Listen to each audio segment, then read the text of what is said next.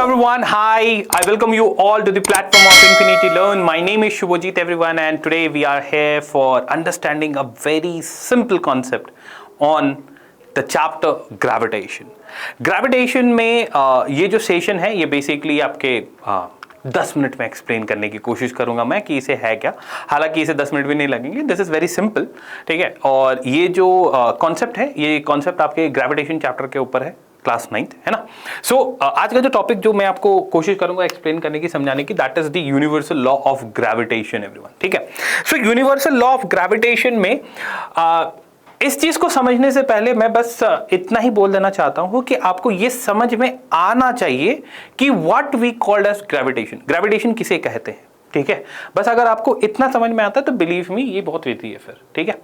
अगर आप universal law of gravitation की बात करें तो ये लॉ बस आपको ये समझाने की कोशिश कर रही है कि देयर आर टू, अगर दो बॉडीज को कंसिडर कर लिया जाए ऑफ डिफरेंट मासेस, है ना, डिफरेंट मासेस दो बॉडी को कंसिडर कर लिया जाए तो यूनिवर्स में हमेशा दो बॉडी एक दूसरे को अट्रैक्ट कर रही होती हैं, ठीक है।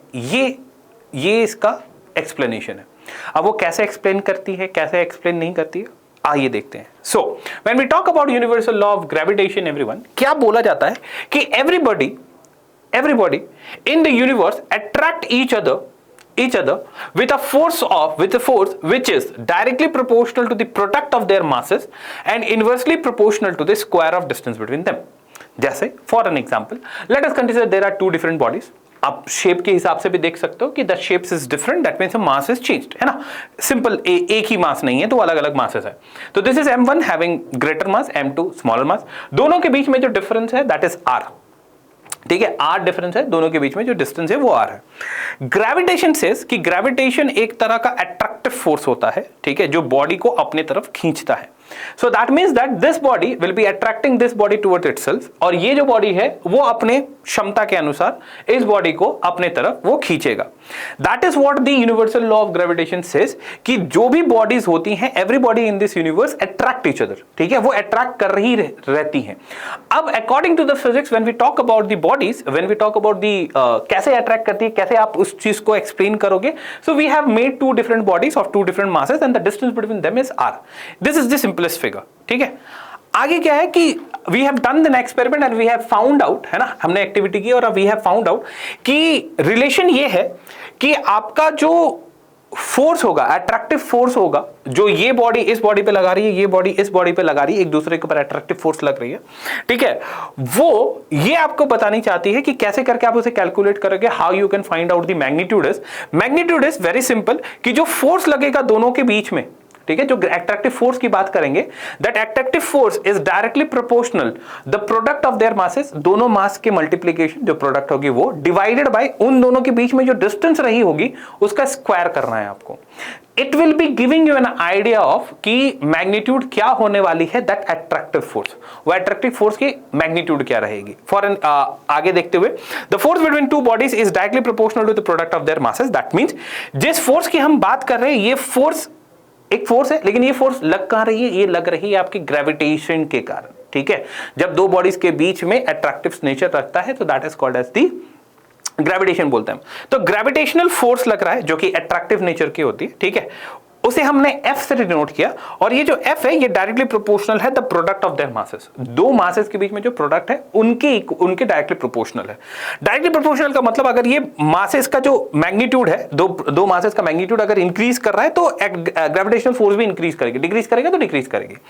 और क्या है, ये जो फोर्स आप में जो अट्रैक्टिव फोर्स लग रहा है दो बॉडीज के बीच में, ठीक है, ये दो जो अट्रैक्टिव फोर्स है ये आपका इनवर्सली प्रोपोर्शनल होगा उन दोनों के जो डिस्टेंस है उसके स्क्वायर के रिस्पेक्ट में। For an example, gravitational force is inversely proportional to 1 by r square. What is the r? The distance between the two bodies. ठीक है।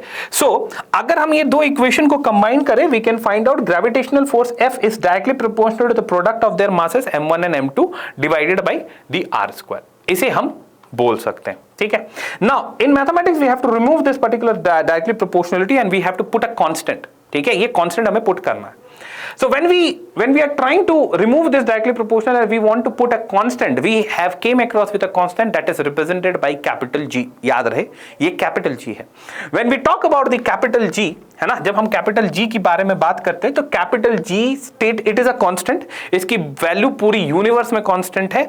जो भी दो बॉडीज के बीच में आप बात कर लो, किसी भी दो बॉडीज के बीच में बात कर लो, whether the two bodies are celestial objects या two bodies are normal human beings, है ना, किसी भी बॉडी के बारे में बात कर लो, किसी के रिस्पेक्ट में बात कर लो, the value of G is completely constant for the entire universe. ठीक है, ये जो G है that is called as universal gravitational constant. ये कांस्टेंट है, ये पूरी तरह से कांस्टेंट है, मतलब ये किसी भी तरीके से चाहे कोई भी रिस्पेक्ट में चेंज नहीं करने वाली. This is completely a constant. ठीक है, और when we put the values, है ना, जब हम लोग वैल्यूज को पुट करते हैं and we have found out the acceleration, I'm extremely sorry, the universal gravitational constant जो है उसकी वैल्यू होती है 6.67 into 10 to the power minus 11 newton metre square per kg square. ठीक है, that is what it is there. The SI unit of the gravitational constant G, that is newton metre square per kg square, और ये एक vector quantity होती है. that is important, sorry, ये क्या होती है, ये एक वेक्टर क्वांटिटी होती है. That is a vector quantity. Now, अगर आप इसके साथ हम this is known as the universal gravitational constant, बस इतना ही बताती है कि दो यूनिवर्स में दो बॉडीज के बीच में हमेशा एक अट्रैक्टिव फोर्स लग रही होती है. ना if you want to find out the magnitude of that attractive force will be defined as the gravitational force, या फिर आप इसे ग्रेविटी के कारण लगने वाला फोर्स भी बोल सकते हैं जो कि अट्रैक्टिव नेचर की होती है. It is equals to the G which is universal gravitational constant, जो कि पूरे यूनिवर्स में इसकी वैल्यू सेम होती है, कभी नहीं चेंज करती और किसी के रिस्पेक्ट में नहीं चेंज करती. ठीक है, it is completely constant. Will be equals to the product of the masses divided by जो उन दोनों के बीच में जो डिस्टेंस रहा होगा उसका स्क्वायर. ठीक है, so if you want to find out the magnitude between the two different bodies, है ना, फोर्स का, तो you can find out by this formula.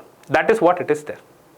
ठीक है, अब इसमें क्वेश्चंस कैसे आते हैं? क्वेश्चंस ये आते हैं कि आपको दो बॉडीज के बारे में बता दिया जाएगा और आपको पूछा जाएगा कि एक बात बताओ कि इसका ग्रेविटेशनल फोर्स कितना लग रहा होगा दो बॉडीज के बीच में. ठीक है, so if this kind of formula, if this kind of question is asked by you, so you have to use this formula. बस इतना ही है gravitational laws of universal gravitational law, बस इतना ही है, इससे ज्यादा कुछ भी नहीं है. This simply gives you an idea कि दो बॉडीज के बीच में आपका एक फोर्स लग रही होगी, generally that force is an attractive force, और अगर आपको उस फोर्स का मैग्नीट्यूड निकालना है then you have to go with that law. और लॉ ये बोलता है कि जो फोर्स लग रही है दो बॉडीज के बीच में, that force is what, that force is an attractive nature, और ये फोर्स जो है वो डायरेक्टली डिपेंड करती है द प्रोडक्ट ऑफ मासेस, और इनवर्सली डिपेंड करती है आपके जो डिस्टेंस बिटवीन दोनों के बीच में जो डिस्टेंस है उसके स्क्वायर के फॉर्मेट में. That is what it is there. जब आप इस चीज को सॉल्व करते हो and you put a constant that is G, ठीक है, तो ये जो G है इट यूनिवर्सल ग्रेविटेशनल कांस्टेंट कहते हैं और ये कभी चेंज नहीं करती किसी की रिस्पेक्ट में. So this is all about the gravitation, this is all about the universal law of gravitation everyone. I hope you have understood this much, है ना. बस इतना ही बताना था कि basically universal law of gravitation बोलता क्या है और हम क्या निकालते हैं इसमें, किस तरह के क्वेश्चन आते हैं. So I hope that you have understood what is universal gravitational law is, है ना. So if you find this particular session as conceptual, ठीक है, कॉन्सेप्चुअल सेशन अगर आपको ये सही लगी है कि हाँ मुझे समझ में आ गया, सारी चीज सही है, तो please hit the like button then. Okay, so thank you everyone for joining, है ना. Let us see the next topic in upcoming sessions. Thank you everyone, bye, take care.